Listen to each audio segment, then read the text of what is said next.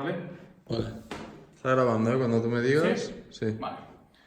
Muy buenas a todos, chicos, ¿cómo estáis? Mi nombre es Anten, de Fitness de Estudiante en redes sociales. Como sabéis, soy médico, entrenador personal y nada, tengo Instagram y YouTube para hacer un poco de divulgación científica y eso es lo que voy a hacer hoy, ¿vale? Hoy voy a hablaros, primero de todo, deciros que voy a hablaros de el consumo de fructosa y la fruta, ¿vale?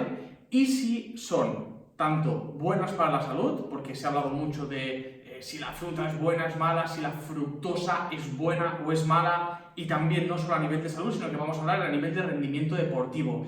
¿Nos afecta? ¿No nos afecta? Todo eso. Y todo eso lo tengo escrito aquí, ¿vale? Para que os hagáis una mejor idea. Básicamente vamos a hablar de los estudios científicos, que asociación no es igual a causalidad, importante. ¿Cuáles son los factores de confusión que nos pueden llevar a interpretar alguno de estos estudios mal? Vamos a hablar eso, fructosa, fruta y salud, de fructosa y post-entreno. ¿Es la fruta un buen post-entreno? Acabo de decir, me decís, oye, Anten, ¿un plátano y un batido es un buen post-entreno? Pues vamos a hablar de eso. Y vamos a hablar de la fructosa y deportistas, con fisiología. Explicaré cómo se absorbe la fructosa a nivel intestinal, ¿vale? Y os daré un par de herramientas que os ayudarán a tomar mejores decisiones prácticas y eso, conclusiones, ¿vale? Conclusiones y consejos prácticos. Así que empezamos con los estudios científicos. Asociación no es igual a causalidad. ¿Y esto qué nos dice? Bueno, chicos, como veis, a veces, muchas veces en los periódicos dice, no sé, la fructosa engorda. Y como la fructosa engorda, la fruta engorda y la fruta es mala. Y a veces nos encontramos estos titulares de mierda, porque son titulares de mierda, que te sacan estas conclusiones. O, por ejemplo, las personas que no desayunan se han visto que tienen una peor salud cardiovascular. ¿Por qué? Porque se basan en estudios que están basados en asociación.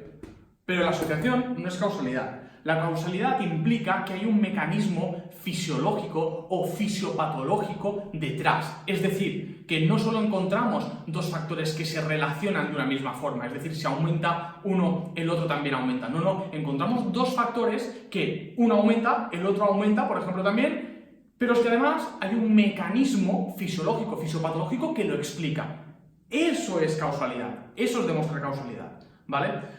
Asociación lo puedes demostrar en muchísimas cosas. Yo de hecho siempre pongo este mismo ejemplo de que hay una página web en internet que es muy buena que se encarga de encontrar asociación de diversas cosas, pero, o sea, asociaciones tan raras y tan trambólicas como, por ejemplo, yo me acuerdo de una que me hizo muchísima gracia, que se veía que con el aumento de la temperatura del planeta, del calentamiento global, aumentaba la piratería en una zona concreta de Somalia. Y había esta asociación de que el aumento de la temperatura corporal aumenta la piratería. Pues no, hay asociación, pero causalidad.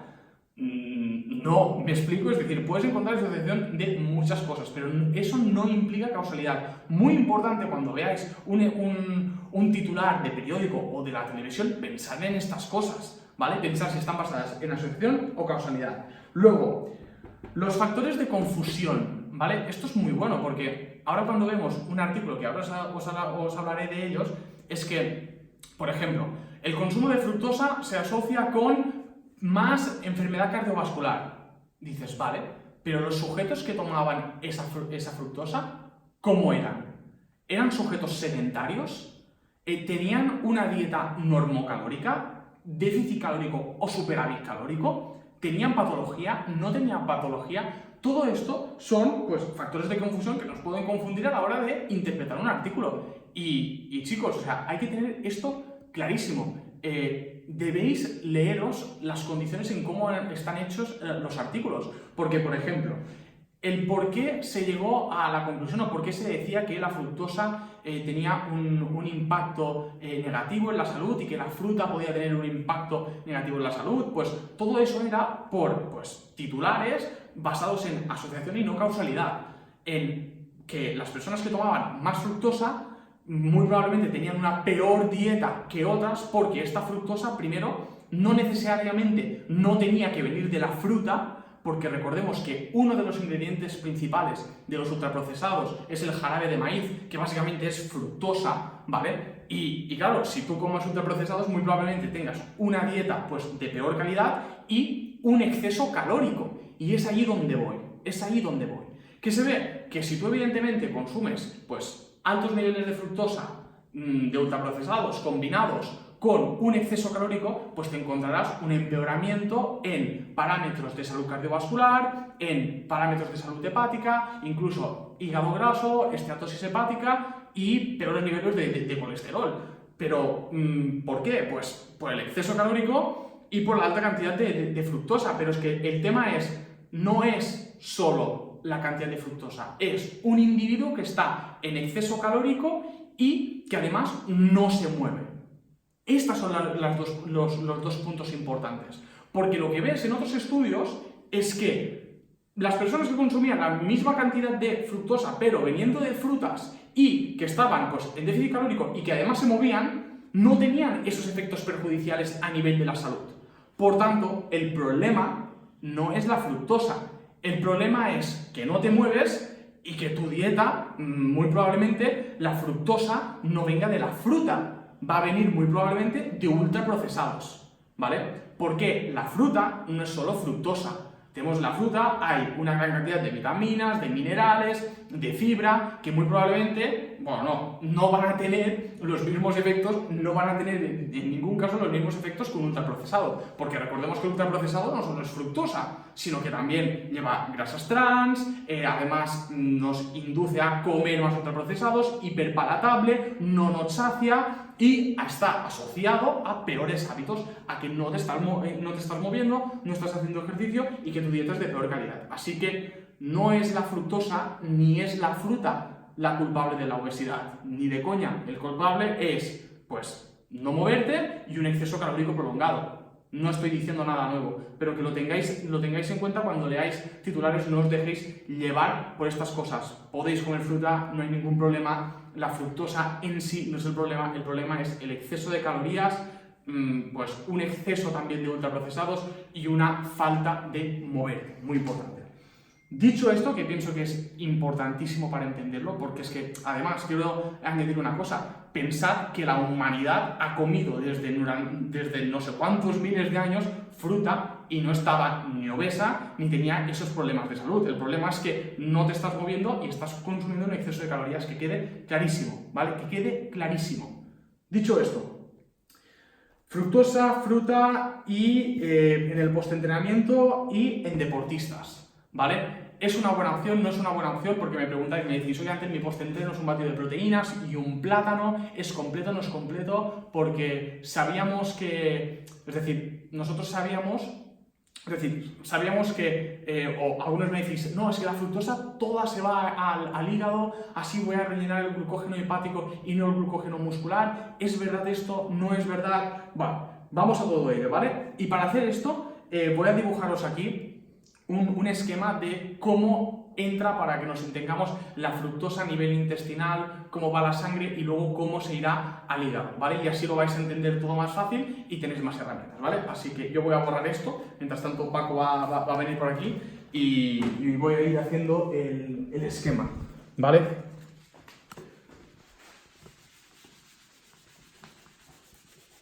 Eso es. No me he dejado nada y bueno. Disculpad mis habilidades para dibujar, pero bueno, será un esquema y lo importante, como siempre, es la explicación. Aquí voy a dibujar una célula intestinal, ¿vale? Esto es un enterocito. Aquí voy a marcar el límite que estarían las otras células. Aquí ponemos la sangre, ¿vale? El límite de la célula y aquí tendríamos la luz intestinal, ¿vale? Del intestino, ¿vale? Perfecto. Bien, tenemos fructosa aquí, glucosa aquí, glucosa y aquí fructosa. Vale, la glucosa entra en la célula a través del transportador SGLT1, ¿vale? Bien, glucosa sale de la célula por GLUT2, que es otro transportador, saldría por aquí y esta glucosa que está en la sangre, ¿vale? Se podría ir directamente al músculo, ¿vale? O a otros órganos. Bien. De aquí también recordar que este transportador, ¿vale?, necesita sodio para que la glucosa entre. Esto sonará de mi vídeo sobre la Pickwick, ¿vale? Importante, necesita sodio. Este sodio va a entrar aquí, bueno, va a entrar aquí y también se va a intercambiar. Como ha entrado por aquí, va a salir y aquí, bueno, va a entrar potasio, ¿vale? Y esto es la típica bomba de sodio-potasio, ¿vale? Bien. Y aquí la fructosa que tenemos, transportador GLUT5, ¿vale? Que entra por aquí, fructosa, ¿vale? Aquí también tenemos el transportador GLUT5 y saldría fructosa. ¿Y qué pasa? Que esta fructosa, para poder transformarse en glucosa, que es lo que el músculo puede usar, ¿vale? Esta fructosa se tiene que ir al hígado, ¿vale? Y el hígado es transformado por glucosa más lactato. Y la glucosa y el lactato sí que se pueden usar por el músculo como sustrato energético, ¿vale? Por tanto, este sería el camino. La fructosa no puede irse directamente al músculo, sino que tiene que pasar, o solo una pequeña cantidad de fructosa puede irse al músculo directamente, tiene que pasar por el hígado y convertirse en glucosa y lactato y de aquí pues irse al músculo. También, ojito, no nos dejemos un paso, y es que parte de la fructosa que entra a nivel intestinal sí que es procesada a glucosa, ¿vale? Y esta glucosa sí que, claro, o sea, si tenemos esta fructosa que se ha transformado a glucosa, esta sí que directamente se puede ir al músculo porque es glucosa, ¿vale?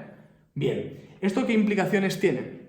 ¿Este esquema qué implicaciones tiene? Pues el esquema es, si os fijáis, en un atleta, por ejemplo, en caso de culturismo, un atleta que tiene que hacer una carga y tiene que meter, o un atleta de resistencia que tiene que hacer una carga, ¿vale?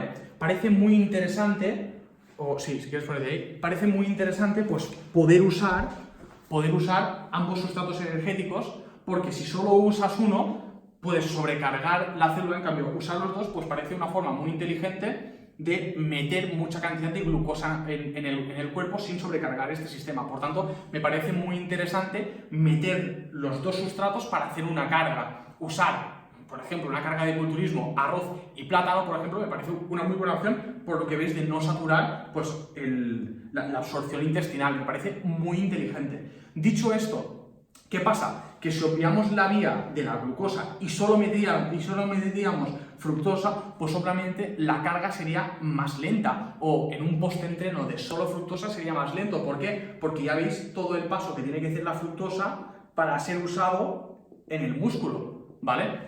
Por tanto, un post-entreno solo de fruta me parecería la mejor opción. No. ¿Es una buena opción? Sí, pero ¿solo con fruta? Pues quizás no. Mete otra fuente de glucosa, mete otro tipo de hidrato. ¿Sí? Parecería para mí lo más inteligente a este nivel. ¿Sí? Dicho también esto, pues es lo que os he dicho. En un post-entreno usaría el plátano con otra cosa, y en una carga sí que me parece muy interesante también, pues eso, usar pues alguna fuente de fructosa con una fuente de glucosa, pero siempre predominando la glucosa, porque como veis es lo más eficiente. Así que, ¿puedo tomar un plátano post-entreno? Sí, pero también añadiría otro tipo de hidrato para aumentar la cantidad de glucosa que estás metiendo, para así pues favorecer toda esta síntesis, ¿vale? Y esto, chicos, o sea, con este esquema, pienso que se puede entender bastante bien, pues eso, cómo hacer la gestión de nutrientes. Y esto ya lo digo tanto para un atleta enfocado a fuerza y hipertrofia, como para un atleta de resistencia, o un futbolista, o eso, o sea, pienso que queda bastante claro. Como conclusiones, ¿qué diríamos? Pues bueno, a nivel deportivo me parece muy interesante el uso de fructosa, pero recordemos que si queremos maximizar ese glucógeno muscular y la recuperación, pues usarlo de forma aislada, solo con fruta, pues no me parecería la mejor opción. Metería también otra fuente de glucosa para aumentar la cantidad de glucosa total y así que fuera más rápido en las situaciones que nos interesaran. Dicho también esto, decir muy claro que la fructosa O sea, la fructosa proveniente del jarabe de maíz, que es lo que se utiliza en los ultraprocesados, no es lo mismo que la fructosa que proviene de una fruta. Así que los titulares estos que veis de la fructosa se asocia, o consumir demasiada fruta puede tal, o consumir tal, bueno, la cuestión es exceso calórico, no exceso calórico, o te estás moviendo, no te estás moviendo, es decir, el tipo de población y el estilo de vida total de la población, muy importante, ¿vale? Estos conceptos muy importantes. Y bueno, y luego lo que he hablado de los estudios, asociación no es igual a la causalidad y los factores de confusión de un estudio. En qué población se ha aplicado el estudio, el efecto de los agentes mediáticos, cómo cómo interpretan la información y cómo nos la tiran a nosotros. Y poco más. Sí, chicos, sentido común, que la fruta es buenísima, os la recomiendo, no es solo una fuente de fructosa, sino también de vitaminas, de minerales y de fibra. Y finalmente, para terminar este vídeo, recordaros que una parte muy importante de esta información, incluido este esquema de aquí, se incluye en el número 5 de la revista Natis, ¿vale? Que por cierto es brutal. Ismael Galancho ha escrito un artículo sobre esto, yo he hecho este vídeo en base a la información de ese artículo y más artículos que he leído, en base a toda la formación de todos estos años, pero una mención muy importante en la revista Natis, que sabéis que tenéis un código de descuento FitMed para un 20% para siempre. Y nada, chicos, poco más, así que daros las gracias por estar ahí y nada, un poquito de ciencia, un poquito de fisiología que sé que os gusta, gracias por aguantar la chapa y como digo siempre, espero haber aportado valor. Un abrazo. ¿Cuánto he estado? 16:32, tío.